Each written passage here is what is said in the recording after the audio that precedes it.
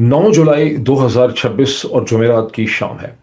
जो मैंने अपना पिछला व्लॉग किया अब से तकरीबन 10-12 घंटे पहले, जो मैंने ईरान पे अमेरिका के सेंट्रल कमांड के हमलों के हवाले से था, तो मैंने इसके आखिर में ये कहा था कि मेरे सामने ये खबर भी है कि पाकिस्तान के director general inter services public relation DG ISPR general Sharif Ahmed ने बलूचिस्तान की बिगड़ती हुई सूरत हाल के हवाले से एक बहुत ही इम्पोर्टेंट डिटेल्ड उन्होंने प्रेस कॉन्फ्रेंस की है, मीडिया से उन्होंने बातचीत की है। बलूचिस्तान में जहां पर गुज़श्ता 5 जुलाई से लेके 8 जुलाई के दरमियान जो 72 घंटे गुजरे वो खासी क़यामत के घंटे थे बलूचिस्तान की लॉ इन्फोर्समेंट इदारों के लिए, पाकिस्तान की फ़ौज के लिए, क्योंकि टीटीपी ने और बीएलए ने ताबड़तोड़ हमले किए 3 मुकामात पे। तो मैंने कहा था कि अगले वीलॉग में जो प्रेस कॉन्फ्रेंस की है डीजी आईएसपीआर ने, मैं इसकी अहमियत और इसकी सिग्निफिकेंस जो है और बलूचिस्तान की सूरत हाल के हवाले से बात करूंगा और उसका एक एनालिसिस करूंगा। अब मैंने देखा है कि सोशल मीडिया पे हमारे बहुत से दोस्तों ने उसके बाद इसके ऊपर बहुत डिटेल किस्म का तफसीली उन्होंने इसकी डिस्क्रिप्शन दी है। एनालिसिस तो उन्होंने ऑफर नहीं किया, अलबत्ता डीजी आईएसपीआर ने जो तफसीलात शेयर की थी वो उन्होंने डिस्क्राइब की हैं बहुत ज़्यादा डिटेल के अंदर, हमें अब उन डिटेल्स में जाने की ज़रूरत नहीं है। उसके अलावा उन्होंने डीजी आईएसपीआर ने जो बहुत बहादुरी के कलमात वहाँ पे अदा किए हैं, जहाँ उन्होंने कहा कि हम इन दहशतगर्दों को छोड़ेंगे नहीं, ज़मीन के आखिरी हद तक हम इनका ताक़ुब करेंगे, हम इनको नीस्तो नाबूद कर देंगे, जहन्नम वारस करेंगे वगैरह वगैरह, और हिंदुस्तान वाले पे जो इल्ज़ाम लगाए हैं उसके हवाले से पाकिस्तान के सोशल मीडिया के कमेंटेटर्स ने डीजी आईएसपीआर का बहुत ज़्यादा मजाक उड़ाया और बहुत से मुश्किल और तीखे किस्म के सवाल जो हैं उनके लिए रेज किए। हम इस चीज़ में नहीं जाएंगे, हम सीधा सीधा इसकी अहमियत जो है, जो बलूचिस्तान में जो कुछ हो रहा है, इसकी सिग्निफिकेंस के हवाले से बात करेंगे। और इसमें मैं आपको सबसे पहले ये भी बताऊं कि मैं ये समझता हूं कि जब भी एक अहम ऑफिशियल या गवर्नमेंट को जो रिप्रेजेंट करने वाली कोई भी अथॉरिटी होती है वो इस किस्म की प्रेस कॉन्फ्रेंस करती है, तो उसका मकसद डैमेज कंट्रोल करना होता है। को कहने में आपने मीडिया को इन्फॉर्म आप करते हैं, लेकिन असल में आप डैमेज कंट्रोल करते हैं। वाक़यात कितने बड़े हो चुके होते हैं, इतनी बड़ी कोई चीज़ हो गई होती है कि हुकूमत ये महसूस करती है या अथॉरिटीज़ ये महसूस करती हैं कि इस स्टेज पे हमें मीडिया को, ज़राए अबलाग को, आवाम को कॉन्फिडेंस में लेना चाहिए, अपना वर्जन उनके सामने रखना चाहिए। जो वर्जन रखा जाता है वो यूजुअली तौर पर बड़ा कंट्रोल्ड, सैनिटाइज और लिमिटेड किस्म का वर्जन होता है। तो डीजी आईएसपीआर ने अपनी प्रेस टॉक में जो सूरत हाल बलूचिस्तान की डिस्क्राइब की है, बहादुरी की जो बातें की हैं, उसको देख के आप डिवाइड कर दें, आप उसको बेसिकली मल्टीप्लाई कर दें समझने के लिए, कि उसको 10 से मल्टीप्लाई कर दें कि असल सूरत हाल जो है वो उससे 10 गुना ज़्यादा तशवीशनाक होगी जितनी कि डीजी आईएसपीआर ने वहाँ पे डिस्क्राइब की है। लेकिन जैसे कि मैंने कहा कि हम उस तफसीलात में ज़्यादा नहीं जाएंगे, हम एक एनालिसिस करेंगे। एनालिसिस के लिए बहरहाल हमें बेसिक फैक्ट्स जो हैं वो सामने रखने पड़ेंगे कि 5 जुलाई और 8 जुलाई के दरमियान में बलूचिस्तान में 3 डिफरेंट लोकेशंस में, एक कोयटा, एक ज़ियारत और बेला वेंडर जो है, वहाँ पर पाकिस्तान के सिक्योरिटी इदारे जो हैं, पुलिस, पैरामिलिट्री से मिलिट्री के ऊपर खौफनाक हमले किए हैं, कहीं बीएलए ने, कहीं टीटीपी ने। अब उसकी डिटेल्स ये हैं कि हाना अराक में, जो कोयटा के करीब एक जगह है, वहाँ पे सिविलियंस का बताया जाता है कि आई डोंट नो कि वहाँ पुलिस का कितना लॉस हुआ है, लेकिन वहाँ पे सिविलियंस जो है वो कम से कम 4-5 जाँ बहक हुए हैं। और अभी भी लोगों ने वहाँ पे, जो कोयटा रोड है, एयरपोर्ट रोड है, उसके ऊपर लाशें रखी हुई हैं, वो उन्हें दफना नहीं रहे। उनके कुछ मुतालबात हैं, वो चाहते हैं कि हुकूमत उसको आके एड्रेस करे। ज़ियारत में, जिसकी बड़ी शोहरत रही हमारे बचपन से कि कायद आज़म मोहम्मद अली जिन्ना जो हैं, उन्होंने अपने आखिरी अयाम जो हैं वो ज़ियारत में, वो अलील थे, उनको ट्यूबरक्लोसिस था, उनको मेलिग्नेंसी थी, जो भी था, तो उन्होंने आखिरी अपने अयाम जो हैं वो ज़ियारत में गुजारे। ज़ियारत की जो एक रेजिडेंसी थी या प्रेसिडेंसी थी, वहाँ पर उन्होंने वक्त गुजारा। लेकिन अब ज़ियारत की रेपुटेशन बदल चुकी है। ज़ियारत की पुलिस पोस्ट जो है, जो एक डैम की हिफाजत करती है, मंगी डैम, उसके ऊपर टीटीपी ने हमला किया, और वो 8 या 9 पुलिस वाले तो वहीं पे उन्होंने जाम बहक हो गए, हलाक हो गए, और 18 को अपने साथ यरगमाल बना के ले गए। और according to DG ISPR general Sharif साहब, उन्होंने उन 18 को भी बाद में हलाक कर दिया। बेला वेंडर में एक कॉन्वॉय है मिलिट्री का, जिसके ऊपर गालिबन बीएलए ने हमला किया, और वहाँ पर एक जूनियर कमीशनड ऑफिसर के अलावा 10 जवान जो हैं वहाँ पे जाम बहक हुए, और यूं 11 लोग जो हैं वहाँ पे मारे गए।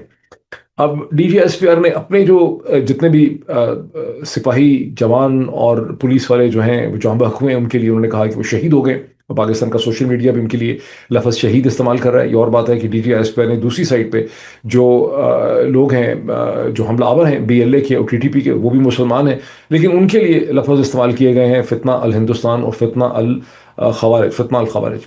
अब यहाँ पे बड़ी इंटरेस्टिंग बात यह है कि फितना अल हिंदुस्तान अमूमन इस्तेमाल किया जाता है बीएलए के लिए, ये साबित करने के लिए कि इनको हिंदुस्तान इनकी सपोर्ट करता है, और फितना अल खवारिज जो है वो इस्तेमाल किया जाता है टीटीपी के लिए, ये बताने के लिए कि दीन से ये खारिज हो चुके हैं। यूँ पाकिस्तान की मिलिट्री अथॉरिटीज़ जो हैं वो एक मजहबी इंटरप्रटेशन भी करती हैं शहादत के हवाले से और जहन्नम रसीद करने या जहन्नम वारिस करने के हवाले से।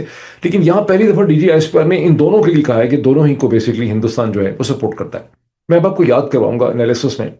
अब एनालिसिस की बात आ जाती है, नवंबर 2020 में उस वक्त के पाकिस्तान के DGISPR जनरल बाबर और उनके साथ उस वक्त के पाकिस्तान के फॉरेन मिनिस्टर जनाब शाह महमूद कुरैशी ने एक बहुत ही तवालत की बहुत अहम प्रेस कॉन्फ्रेंस की इस्लामाबाद के अंदर, जिसमें ये नाचीज़ भी कहीं बैठा हुआ था करीबी, जिसमें उन्होंने, और ये अगर आप अभी भी गूगल में इसको सर्च करेंगे, आप सिर्फ लिखिए joint press conference by general Babar and Shah Mahmood Qureshi, आपको नवंबर 2020 भी नहीं लिखना पड़ेगा। और उस प्रेस कॉन्फ्रेंस की तमाम तफसीलात डॉन, ट्रिब्यून और बहुत से पाकिस्तानी अखबार की शक्ल में आपके सामने आ जाएंगे। मैं भी कोशिश करता हूँ कि स्क्रीन पे आपको दिखाऊं। इस प्रेस कॉन्फ्रेंस में शाह महमूद कुरैशी ने और उस वक्त की DGISPR ने यह कहा कि उनके पास नाकाबिले तरदीद ऐसे शवाहिद हैं, ऐसी बहुत सी एविडेंस उनके सामने इकट्ठी हुई है गुज़िश्ता चंद महीनों में। उस वक्त तक, अभी तक अफगानिस्तान में अमेरिकन गवर्नमेंट थी और अभी तक तालिबान जो है उनको अपनी हुकूमत नहीं मिली थी। ये बात है नवंबर 2020 की। और आपको याद होगा कि अगस्त 2021 में अफगान तालिबान जो है वो फातेह बन के काबुल में दाखिल हुए और हमने सोचा कि मामला सारे तब्दील हो गए।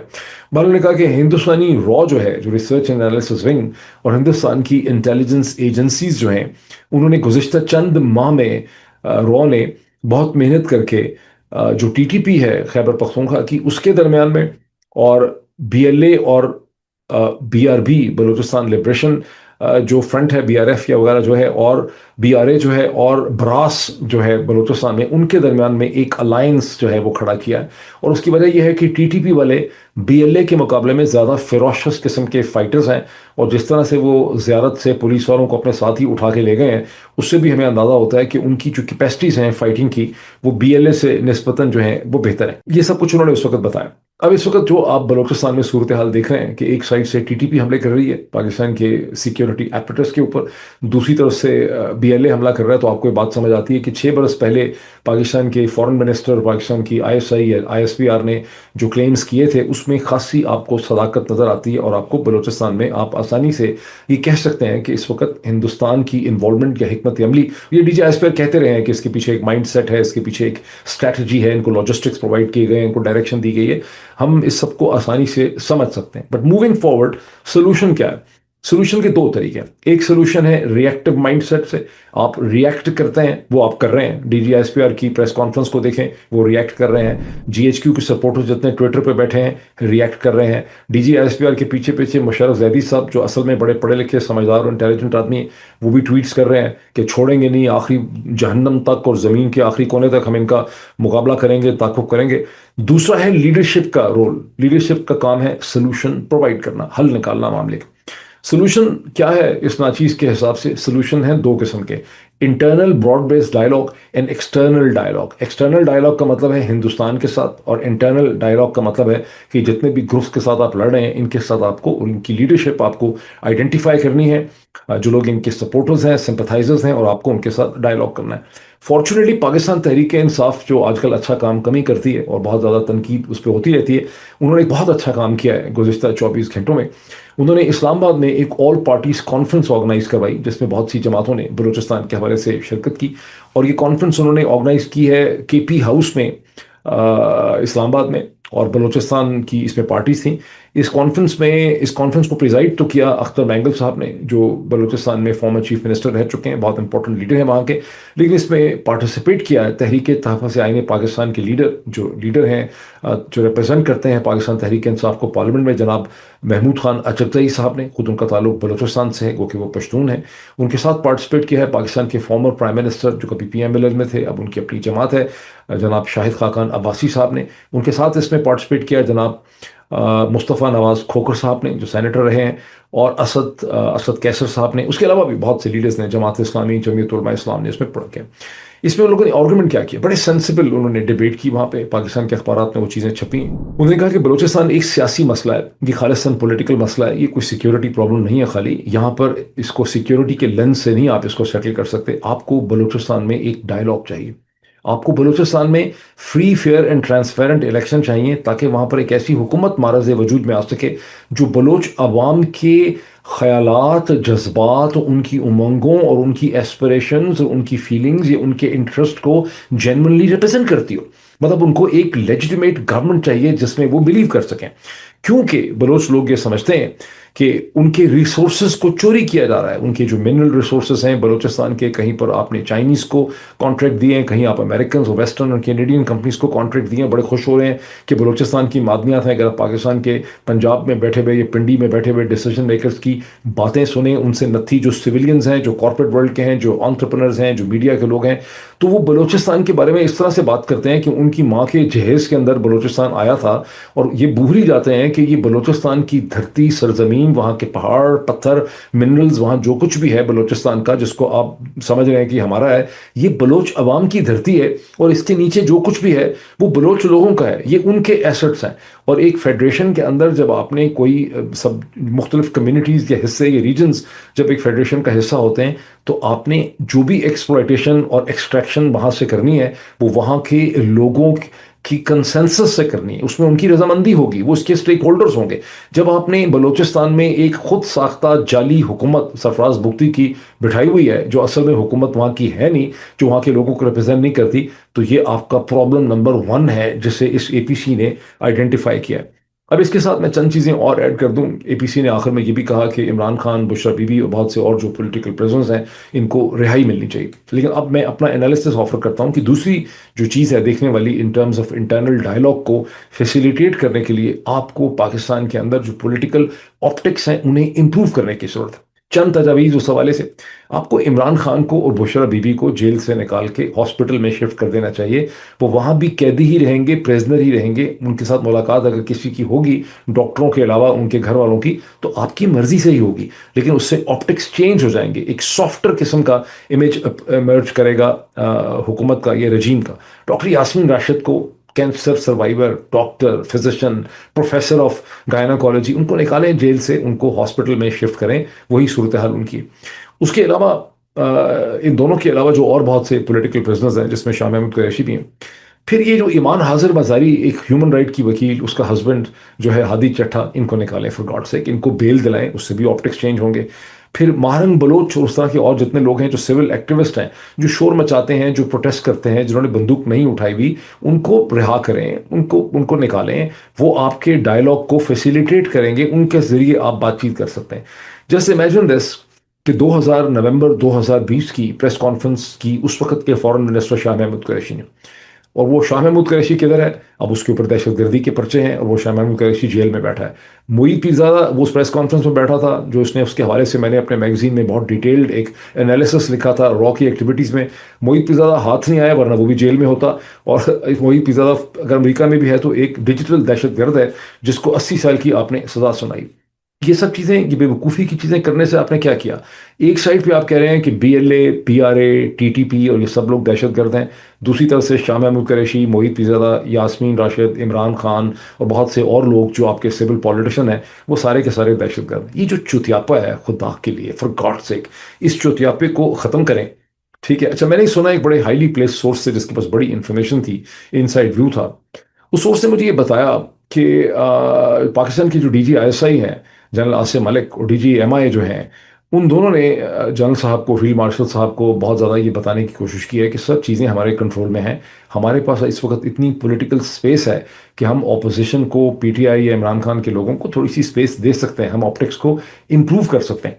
लेकिन बड़े साहब का माइंड सेट इतना रिएक्टिव है कि उन्होंने उनकी बात नहीं मानी। मैं समझता हूँ कि डीजी आईएसआई और डीजी एमआई ने अगर वाकई ऐसा कहा है फील्ड मार्शल साहब को, तो उन्होंने बिल्कुल सही असेसमेंट दी है। इस वक्त आपके पास एक स्पेस है कि आप ऑप्टिक्स को इम्प्रूव करें, लेकिन अनफॉर्चुनेटली आप इस स्पेस को यूटिलाइज नहीं कर रहे, बिकॉज आपका माइंड सेट जो है वो बिल्कुल रिएक्टिव है, उसमें लीडरशिप नहीं है, रिएक्टिव माइंड सेट है, तोड़ फोड़ वाला, औरंगजेब वाला माइंड सेट है। एक्सटर्नल डायलॉग क्या है? मैंने जैसे शुरू में इशारा किया, 2019 में हिंदुस्तान ने, पता नहीं रेड चिलीज प्रोडक्शन या क्या, बॉलीवुड ने एक नेटफ्लिक्स सीरीज क्रिएट की, एक सीजन उसका मैंने एक रात में बैठ के देखा, जिसका नाम था bard of blood, BARD, bard of blood, ये एक सीजन के 7 एपिसोड थे, बहुत ही ग्रिपिंग, बलूचिस्तान पे हिंदुस्तान की बनाई हुई रॉ रिलेटेड एक सीरीज, एक सीजन। मैंने एक ही रात में बैठ के सारा देखा, सुबह हो गई, रात से देखना शुरू किया था मैंने। उसमें एक हिंदुस्तानी एक्टर है जिनसे आप वाकिफ हैं, इमरान हाशमी। वो उसमें एक रॉ के एजेंट हैं, जिन्हें अफगानिस्तान की साइड से एक खातून भी उनके साथ एजेंट हैं। उन दोनों को दाखिल किया जाता है पाकिस्तानी बलूचिस्तान में, जहां पर वो आईएसआई के खिलाफ बलोच ट्राइब्स को ऑर्गेनाइज करते हैं रेजिस्टेंस के तौर। आप ऐसे बहुत से लोगों ने धुरंधर 1 देखी होगी, बहुत से लोगों ने धुरंधर 2 भी देखी होगी। धुरंधर 1 के अंदर वो जो खूबसूरत सा डांस है बलोच ट्राइब्स का, वो आपने देखा, वहाँ पे भी आपने रॉ की प्रेजेंस देखी। धुरंधर 2 के अंदर भी मसलसल जो है बलोच ट्राइब्स हैं, बलोच फाइटर्स हैं, उनकी प्रेजेंस है, और किस तरह से रॉ के एजेंट और बलोचों के दरमियान में एक ओपन कम्युनिकेशन, एक ओपन रिलेशनशिप है। बॉटम लाइन क्या है? अच्छा, इवन तो ये जो धुरंधर 2 है, जो मैंने अभी चंद दिन पहले देखी है, उसमें तो मुरीदके का जो हेडक्वार्टर है आईएसआई का, उसको रॉ बुलाती है बलोच ट्राइब्स को, और बलोच ट्राइब्स की मदद से रॉ का एजेंट धुरंधर जो है वो मुरीदके के हेडक्वार्टर्स को डिस्ट्रॉय कर देता है, और जो आईएसआई का वहाँ पे कर्नल या मेजर है, मेजर इकबाल, उसको वो मार डालता है। बॉटम लाइन क्या है? बॉटम लाइन ये है कि ये जो हिंदुस्तानी कनेक्शन है बलूचिस्तान का, इस पे उनको कोई शर्मिंदगी नहीं है, ये कोई ढका छुपा नहीं है। वो तो ईरान भी जब ड्रोन स्ट्राइक्स करता है कंटेनर्स पे, ऑयल कंटेनर्स, टैंकर्स के ऊपर, तो कहते हैं हमें नहीं पता किसने अटैक किया, लेकिन सारी दुनिया को पता है कि वो अटैक ईरान ही करता है।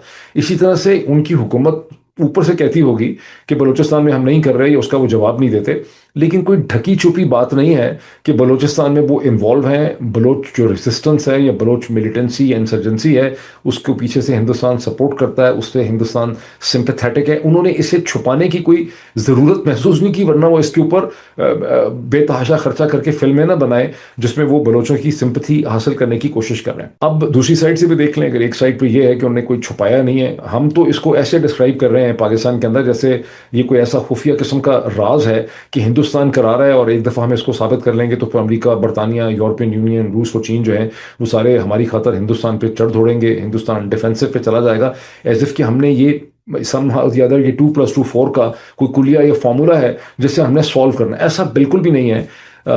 दूसरी तरफ हिंदुस्तान की भी एलिगेशन देख लें, सही है या गलत है, हिंदुस्तान ये समझता है, हिंदुस्तानी लोग ये समझते हैं, उनकी स्टैब्लिशमेंट ये समझती है कि 1988 की बाद से कश्मीर में जो इंसर्जेंसी हुई, मकबूजा जम्मू और कश्मीर में जो तबाही मची, उसके पीछे हम थे।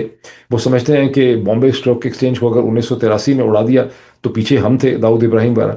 वो ये समझते हैं कि 2006 में अगर सुबह सुबह बॉम्बे की ट्रेन उड़ गई, धमाके हुए, इस्लामिक के इंडियन मुजाहिदीन ने किया, 300 लोग के करीब वहाँ पे उसमें मारे गए, तो वो उसके पीछे हम थे। वो समझते हैं कि पठानकोट पे जो हमला हुआ उसके पीछे हम थे। वो समझते हैं कि उड़ी के बेस पे जो हमला हुआ, पता नहीं उनके 30 सिपाही ये जवान वहाँ मारे गए, उसके पीछे हम थे। वो समझते हैं कि पहलगाम में जो हिंदू पिलग्रिम्स या हिंदू जो टूरिस्ट हैं, उनका जो कत्लेआम किया गया खौफनाक तरीके से 2025 में, उसके पीछे हम थे। तो अगर हमें बहुत शिकायतें हैं उनके साथ, उन्हें भी हमारे साथ बहुत ज़्यादा शिकायतें हैं, इसका मतलब है कि हम दोनों के दरमियान में डायलॉग की एक पॉसिबिलिटी एग्जिस्ट करती। अच्छा, फॉर इंस्टेंस बड़ी इंटरेस्टिंग एग्जांपल देखें कि ईरान पे जो सारी तबाही आ रही है, वो क्या कोई उसमें कोई मतलब आपको शक है कि वो अमेरिका कर रहा है या वो इसराइल कर रहा है, जो रिजीम चेंज करने की कोशिश की, सुप्रीम लीडर को मार डाला, टॉप मिलिट्री लीडरशिप को मार डाला। लेकिन पाकिस्तान के आर्मी चीफ, पाकिस्तान के प्राइम मिनिस्टर जो हैं, वो जब ईरान जाते हैं तो ईरान को तो उधेड़ के रख दिया अमेरिका ने। तो आप तो अमेरिका का एलची बन के वहां पर डायलॉग की ऑफर लेके जाते हैं। अगर आप ईरान और अमेरिका के दरमियान, उस ईरान के दरमियान जिसने ईरान को उधेड़ के रख दिया है, उस अमेरिका ने जिसने ईरान को उधेड़ के रख दिया है, आपको कोई शर्म नहीं आती उसकी तरफ से डायलॉग ऑफर करते हुए? तो हिंदुस्तान तो आपको उधेड़ ही नहीं सका इतना, तो फिर आप इसे कहते हैं हिंदुस्तान के साथ डायलॉग में आपको क्या शर्म आती है? अब असल में होना यह चाहिए, अब ये फिल्म की तरह, जिस तरह एक हॉलीवुड की एक फिल्म होती है, पाकिस्तान की डीजी आईएसआई और हिंदुस्तान की जो रॉ के हेड हैं, जो कोई भी हैं, या उनके अजीत डोवाल जो कोई भी हैं, इनके दरमियान किसी खुफिया जजीरे के ऊपर एक छुपी हुई डायलॉग होना चाहिए, और सस्टेन्ड इनके डायलॉग होना चाहिए, मीटिंग्स होनी चाहिए, जिसमें पाकिस्तानी साइड हिंदुस्तानी साइड से पूछे कि आप बलूचिस्तान में क्या चाहते हैं और आपको इन रिटर्न हमसे क्या चाहिए। ये डायलॉग आपको अगर हो नहीं रहा तो मेरा ख्याल इसको इनिशिएट करने की ज़रूरत है, और यही एक मेच्योर वे है आगे चलने के लिए। अब इस वक्त करंट सिचुएशन आप देखें क्या है कि मैं एक देख रहा था इमैनुअल कांट का एक कोट कि दुनिया के मसाइल ख़त्म करने के लिए और पीस के लिए एक नए इंसान और नई इंसानियत की ज़रूरत है। अगर मुझे मिल गया तो मैं भी आपको स्क्रीन के ऊपर भी दिखाता हूँ। इस वक्त करंट सिचुएशन क्या है पाकिस्तान की? करंट सिचुएशन ये है कि बलूचिस्तान, कोई कहने की बात तो नहीं है कि बलूचिस्तान में एक इंसर्जेंसी चल रही है, एक बगावत हुई हुई है बलूचिस्तान के अंदर। आप उनको फितना हिंदुस्तान कह दें, फितना अल खवारिज कह दें, इससे कोई मामला, इससे कोई आसान हल नहीं निकल जाता। मतलब ये पाकिस्तानी हैं जिन्होंने हमारे खिलाफ बगावत की हुई है, ये वहाँ के रहने वाले हैं। अच्छा, दूसरा आ जाए फाटा अर्सवाइल, वहाँ पर भी इसे कहते हैं एक इंसर्जेंसी चल रही। और कश्मीर में हमने एक कट्टा खोल दिया। एक हमारे दोस्त हैं वकार खान साहब, वो बहुत से इमेजेस और तस्वीरें शेयर करते हैं। आज भी उन्होंने बलूचिस्तान और कश्मीर की बहुत सी तस्वीरें शेयर की हैं। एक तस्वीर जो शायद उन्होंने शेयर की है या किसी और ने शेयर की है ट्विटर में, उसमें ये नज़र आता है कि एक पैरामिलिट्री का जवान जो है आज़ाद कश्मीर में, जो आरपीजी होता है, मेरा ख्याल है कि जो क्या कहते हैं, रॉकेट प्रोपेल्ड ग्रेनेड होता है, उसके ज़रिए वो मुजाहिरीन के ऊपर ग्रेनेड या वो रॉकेट लॉन्चर इस्तेमाल कर रहा है। Just imagine this, just imagine this कि कश्मीर में जो प्रोटेस्टर्स हैं उनके खिलाफ पाकिस्तान की पैरामिलिट्रीज जो हैं वो आरपीजीज इस्तेमाल कर रहे हैं। इसे कहते हैं रिएक्टिव माइंडसेट। एक ऐसा रिएक्टिव माइंडसेट जिसके पास कोई पॉलिटिकल सोल्यूशन नहीं है चीज़ों का, और इसीलिए जहां कहीं फौज आ जाती है वो मुल्क तबाह हो जाते। कोई मुल्क नहीं बन सका आज तक मिलिट्री रूल से। मिलिट्री रूल रिएक्टिव होता है, उनके पास सोच समझ नहीं होती। वो कितने ही इंटेलिजेंट क्यों ना हो, कितने ही पढ़े लिखे क्यों ना हो, उनके अंदर वो ठहराव नहीं होता। उनके अंदर चीज़ों को समझने की और चीज़ों को हल निकालने की कैपेसिटी उनको खुदा ने दी ही नहीं होती। और यही चीज़ हम इस वक्त पाकिस्तान के तूल और इसके अंदर देख रहे हैं। एक डॉक्टर साहब मुझे मिले अपना की मीटिंग में, जो पाकिस्तान चले गए हुए हैं, अमेरिका को छोड़ के इस्लामाबाद में होते हैं। उनकी वहाँ पर सिविल मिलिट्री ब्यूरोक्रेसी के साथ बहुत ज़्यादा मुलाकात होती। उन्होंने मुझे कहा, जी वो तो लोग ये कहते हैं, हम ये समझते हैं कि इंसर्जेंसी तो सारी थर्ड वर्ल्ड में चल रही हैं, हिंदुस्तान में भी इंसर्जेंसीज चल रही हैं, तुर्की में भी चल रही हैं, आगे पीछे भी चल रही हैं, तो पाकिस्तान में भी चल रही हैं। चलते चलते ये थक के बंद हो जाएंगी। अब मेरे पास इस वक्त इतनी स्पेस नहीं है कि मैं पैट्रियन के ऊपर इस बारे में लिखूंगा और एक अलग से वीडियो में डालूंगा कि हिंदुस्तान में तो पहले कोई ऐसी इंसर्जेंसीज कश्मीर के अलावा नहीं चल रही हैं जो पाकिस्तान ने बहुत ज़्यादा अपने आप को यकीन दिलाया हुआ है कि बहुत ज़्यादा चल रही हैं। और जो चल भी रही हैं उनके नॉर्थ ईस्ट वगैरह के अंदर उनकी हकीकत बड़ी डिफरेंट है। उसकी रीजंस क्या हैं? बाकी जिस किस्म की इंसर्जेंसीज पाकिस्तान में चल रही हैं कि 3 डिफरेंट जगहों में डायरेक्शन में भी इंसर्जेंसी चल रही है, ये एक रियासत के ऊपर बहुत बड़ा वजन है, बहुत बड़ा बोझ है। इसको लाइटली ना लें। लेकिन वंस अगेन अगर रिएक्टिव माइंडसेट होगा, आप यही कहते रहेंगे कि हम इनको मार मार के ख़त्म कर देंगे, तो होने नहीं लगा। बहरहाल इस पर हम बात करते रहेंगे और मैं अपने पैट्रियन पेज पे इस पे ज़्यादा मटेरियल आपके लिए शेयर करूंगा। अच्छा, अब आए ईरान और अमेरिका की तरफ। जो मैंने पिछले वीलॉग में सिचुएशन बताई थी कि ईरान के ऊपर 80 से ज़्यादा, ये तो हमें नहीं पता कितने हमले इन्होंने किए हैं, लेकिन ईरान ने कहा है कि अब तक जो हमले ईरान किए हैं उसमें 8 मिलिट्री ऑफिसर्स को इंक्लूडिंग, जिनकी तस्वीरें प्रेस टीवी के ऊपर उन्होंने इशू की हैं, यूनिफॉर्म में इशू नहीं की। मज़े की बात यह है कि जो उनके मिलिट्री ऑफिसर्स जहाँ बहक हुए हैं उनकी पिक्चर्स उन्होंने नॉर्मल टी शर्ट्स के सिविलियन ड्रेस के अंदर इशू की है, मिलिट्री यूनिफॉर्म में इशू नहीं किया। वेरी सरप्राइज कि ये क्या मामला है। मैं कोशिश करता हूँ आपको दिखाऊं। और 14 लोग उन्होंने कहा है कि 14 या 18 लोग जो हैं वो जहाँ बहक हुए हैं। तो उसके जवाब में ईरान की तरफ से ये क्लेम है कि उन्होंने कुवैत और बहरीन में अमेरिकन बेसिस के ऊपर ड्रोन स्ट्राइक्स किए। उसमें क्या नुकसान हुआ है उसमें दोनों साइड्स ने उसका कुछ नहीं हमें बताया, लेकिन अभी तक चीज़ें यहीं रुकी हुई हैं। अब डोनाल्ड ट्रंप ने एक स्टेटमेंट दी है बात करते हुए रिपोर्टर्स के साथ। उन्होंने कहा कि ईरानी तो मुझसे माफ़िया मांग रहे हैं, दे आर बेगिंग मी कि मेरे से सुलह कर लो, लेकिन मुझे उनकी शक्लों से नफरत हो गई। ये उनकी लेटेस्ट स्टेटमेंट है, क्योंकि ये डिसऑनरेबल लोग हैं, इनमें कोई सेंस ऑफ ऑनर नहीं है, इनके अंदर कोई जो है ना, इनको आप ट्रस्ट नहीं कर सकते।